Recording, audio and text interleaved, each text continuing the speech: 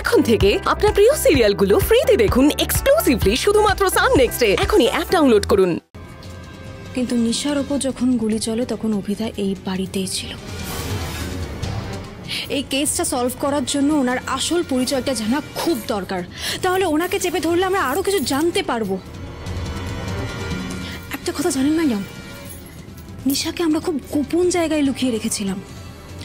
ওকে যে কেউ মারতে পারে তার থেকে বড় কথা, ওকে যে কেউ খুঁজে পেতে পারে সেটা আমি বা অর্জুন কেউ ভাবতে পারিনি। এক মিনিট।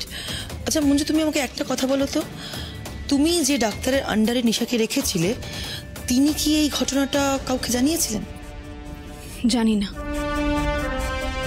আর সেটা জানার উপায়ও এখন নেই, কারণ ডাক্তারকেও সরিয়ে ফেলা হয়েছে।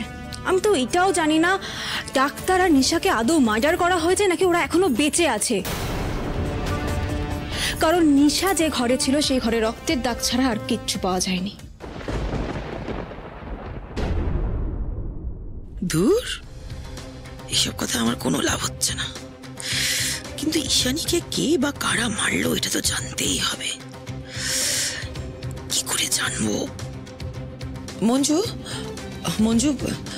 আমি বলছিলাম কি যে তুমি এই ইনভেস্টিগেশনটা ভালো করে করো তো, তোমার নিজের মতো করে করো। কোনো প্রয়োজন হলে আমাকে বলো, আমি তোমার পাশে আছি, কেমন? আজ তাহলে আসি। অর্জুন, আমি আসি আজ। সাবধানে।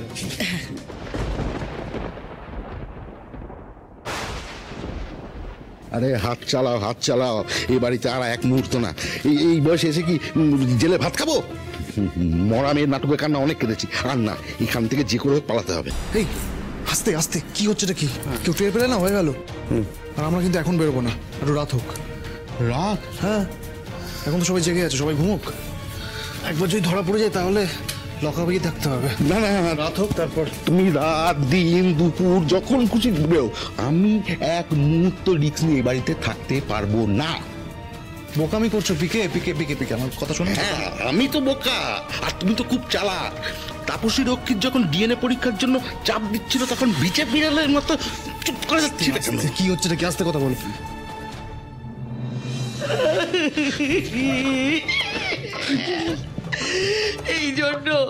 এই জন্য পলিটিশিয়ানদের ঝামেলায় জড়াতে নেই, ওরা 2 নম্বরই হয়। 2 নম্বর কি হবে এখন আমাদের? তুমি নাকে কান্না কেঁদো না। এই যে শীত, তুমি কেন তাপসী রক্ষিতকে বলতে পারলে না? ও যদি তোমাকে ভাসায় তাহলে তুমি ওকে ভাসিয়ে দিতে পারবে। তাপসী রক্ষিতকে থ্রেট দিয়ে কি আমার নিজের নামের আগে চন্দ্রবিন্দু বসা ওটা কনফার্ম করে আসতাম? চেনো ওনাকে? আমার ব্ল্যাকমেলটা না জাস্ট তুড়িতে উড়িয়ে দিত। আর আমার কাছে কি ওনার এগেইনস্টে কোনো প্রমাণ আছে যে ব্ল্যাকমেল করবো? আরে তুমি ওর কথা শুনছো কেন? মাথায় গোবর ভর্তি লোকটা। হ্যাঁ, সেটা অসুখ না। এই তুমি চুপ করবে।